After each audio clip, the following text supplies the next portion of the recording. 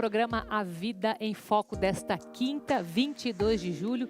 E o assunto agora é a saúde intestinal. Não sei se você se lembra, mas há algumas semanas, nosso presidente foi internado com uma crise de soluços e com dores abdominais. E o diagnóstico dele foi obstrução intestinal. E é curioso porque a gente ouve falar pouco, né, dessa doença e muito mais curioso pelo tipo de sintoma, né, que foi apresentado ali. Então a gente vai falar um pouco mais sobre esse assunto, sobre a seriedade desse assunto. O especialista em câncer do aparelho digestivo está aqui, Dr. Marciano Anguinoni. Seja bem-vindo, tudo bem? Tudo bem, Carol? Uma boa tarde. É um prazer participar do seu programa. Eu que agradeço. E quero saber mais, porque eu sei que o intestino é uma parte, assim, é considerada quase que o segundo cérebro do corpo humano, né? De tamanha importância que ele tem. E saber, assim, fala um pouco dessa obstrução, isso que aconteceu com o presidente e tal, esses soluços, né? Isso, esse quadro chamou a atenção das pessoas, né, por ser o presidente, e isso é muito importante. Então, os soluços, né, nesse caso, levaram ao diagnóstico dessa obstrução intestinal. A gente tem várias causas para obstrução intestinal ou para suboclusão intestinal, que é quase uma obstrução, que foi o caso do presidente.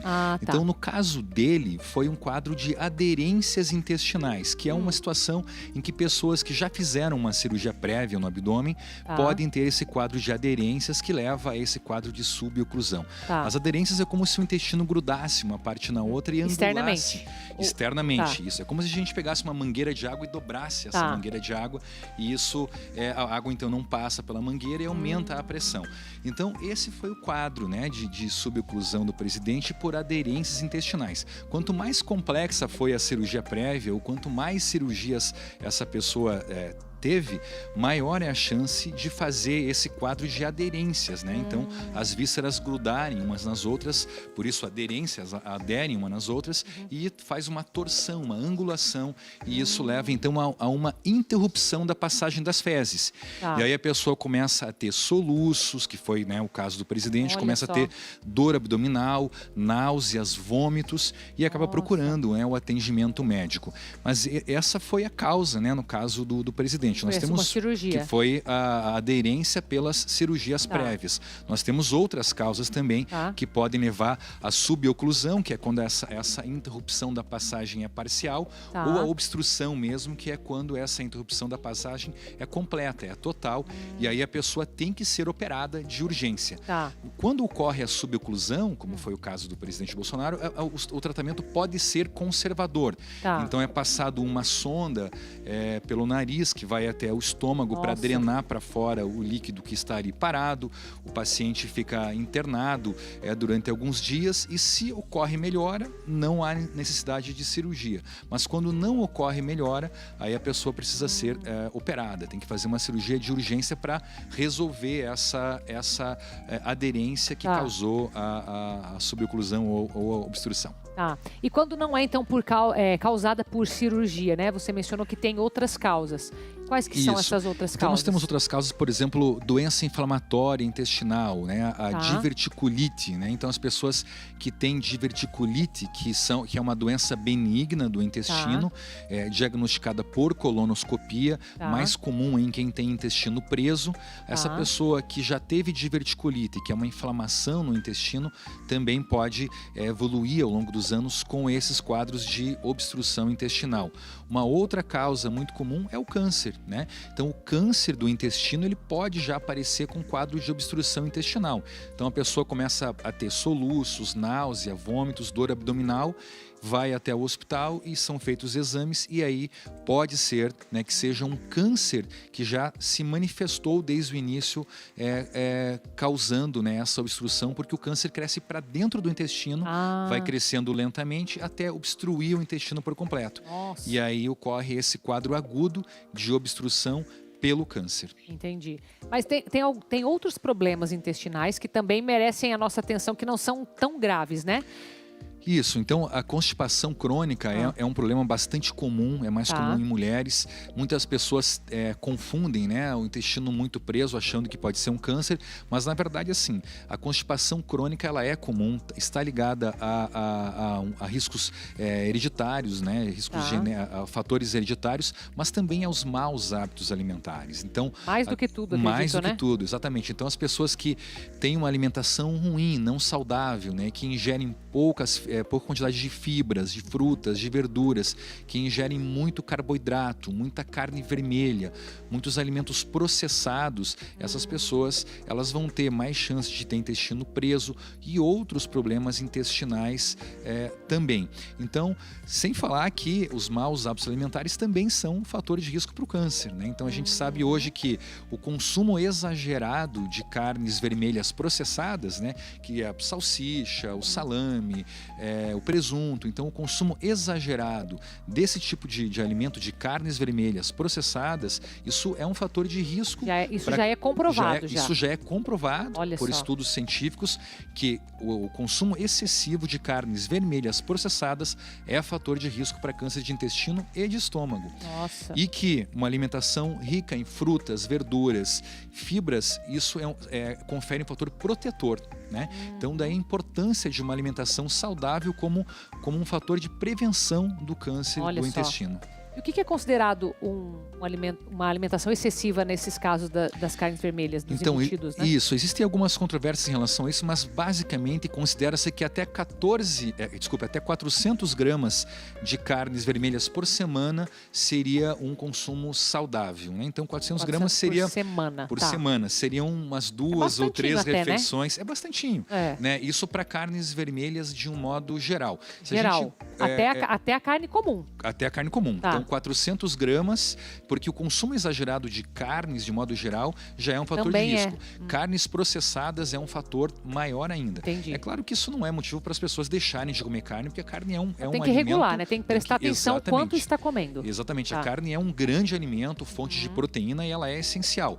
O que não se deve é exagerar no consumo de carnes vermelhas, e sobretudo das carnes processadas, porque elas são ricas em nitritos, em nitratos, e isso é fator de risco.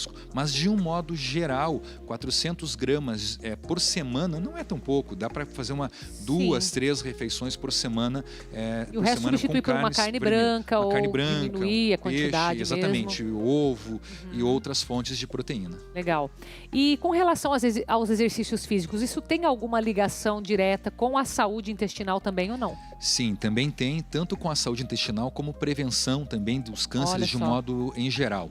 Então, atividades físicas regulares, no mínimo 3 vezes por semana, isso está associado a uma melhor função intestinal, melhor função da bexiga também em pessoas de mais idade, além do exercício físico também ser um fator protetor para o risco de câncer de um modo geral, não só do intestino, mas todos os cânceres. E tem algum específico, por exemplo, esses que mexem bem com a questão do abdômen mesmo, né? O core que eles falam, esses que mexem mais, eles têm alguma interferência ou não? Não existe uma relação do tipo de exercício físico que mexe com o abdômen com a diminuição do risco dos cânceres do abdômen. O que se recomenda é que sejam atividades físicas aeróbicas, né? Então, esteira, bicicleta, todo tipo de atividade física, ele por si só já é um fator protetor, ela por si só. Mas as atividades aeróbicas, aquelas que fazem a pessoa gastar caloria, isso está relacionado, isso também já está comprovado por pesquisas, por estudos, que confere um fator protetor. E, né, a gente está falando de intestino, e o intestino de fato funciona melhor em quem tem alimentação saudável e pratica atividade física de maneira regular. Não é aquela coisa de uma vez por mês lá jogar um futebolzinho no fim de semana. Então é atividade aeróbica regular. Legal. Agora eu fiquei curiosa para saber por que as mulheres têm mais problemas intestinais do que os homens. E tem alguma coisa a ver com o biotipo da mulher?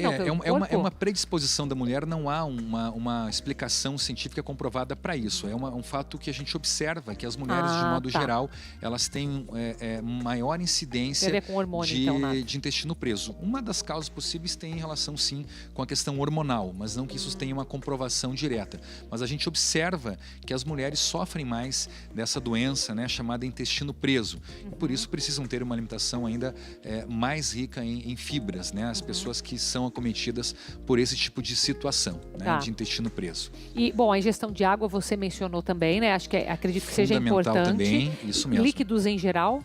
Líquidos, em geral, é o que se deve fazer para a melhor saúde do intestino. Mas é claro que, quando a gente fala líquidos em geral, a gente sabe hoje também dos tipos de líquidos que não são recomendáveis, né, para as pessoas que querem ter boa prática alimentar, ter boa saúde. Então, refrigerantes, esse tipo de líquido, bebida alcoólica, de um modo geral, a pessoa deve evitar e dar preferência para água mesmo, né? A água é tão barata, está disponível em todo lugar.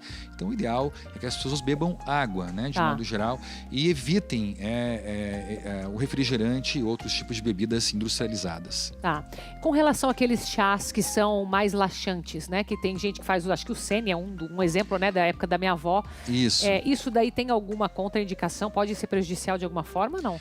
As pessoas que têm intestino preso e ficam fazendo uso de maneira regular de laxantes, de modo geral, incluindo o chá de Sene e outras substâncias que são laxativas, então a pessoa que fica fazendo uso disso por muito tempo pode piorar o quadro da prisão de ventre. Então o intestino pode ficar mais preso ainda. O ideal é essa pessoa não ficar dependente de Ela pode laxantes. usar, mas ela tem que ir atrás da causa. Exatamente, tem que ir atrás da causa, tem que focar na questão da alimentação rica em fibras, da ingesta adequada de líquidos, como nós falamos, tentar fazer um treinamento do intestino, adotar o mesmo horário para ir até o banheiro, para treinar o intestino. Isso também é importante, essa rotina. Essa rotina é importante, evitar o estresse e não ficar todo dia lançando mão de laxantes, né? Porque isso não é recomendável, não é saudável.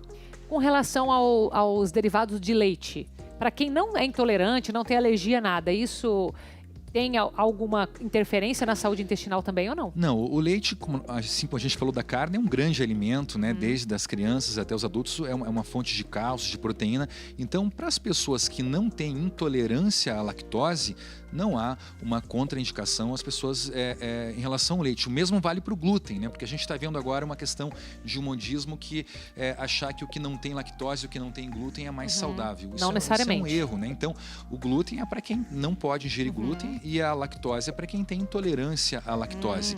Para as pessoas que não têm nenhum tipo de restrição, não há nenhum problema. Isso também não piora a saúde intestinal, né? Então, quem não tem intolerância à lactose, não há restrição à ingestão da lactose. Interessante. Agora eu quero entrar, não sei se é muito a tua área, mas acredito que muitas pessoas também são abaladas emocionalmente no intestino, né?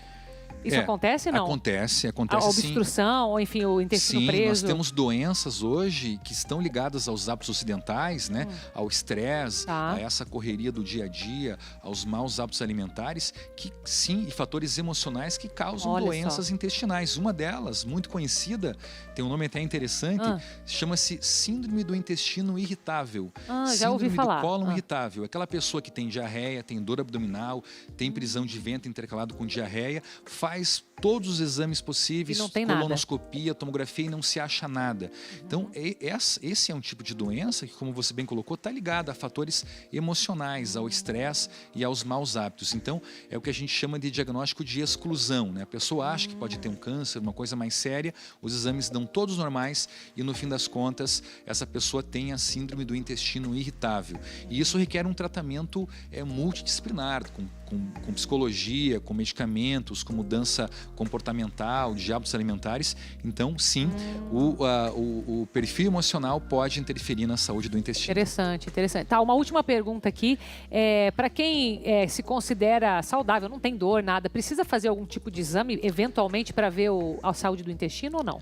O que se recomenda é que as pessoas façam avaliação médica regular, sobretudo acima dos 40 anos, não só para ver o intestino, mas baseado na idade, nos fatores de risco, nos fatores familiares, histórico de câncer na família, o médico vai definir quais exames que devem ser feitos. Se a gente olhar só para a questão da prevenção e do risco de câncer, aí é uma questão bem importante, Carol. Então, assim, hoje o que se recomenda é que as pessoas acima de 40 anos, segundo algumas recomendações americanas e acima de 50 anos, de acordo com outras recomendações, mas a gente tende a adotar o critério de 40 anos, tá, principalmente em quem já tem casos de câncer de intestino na família.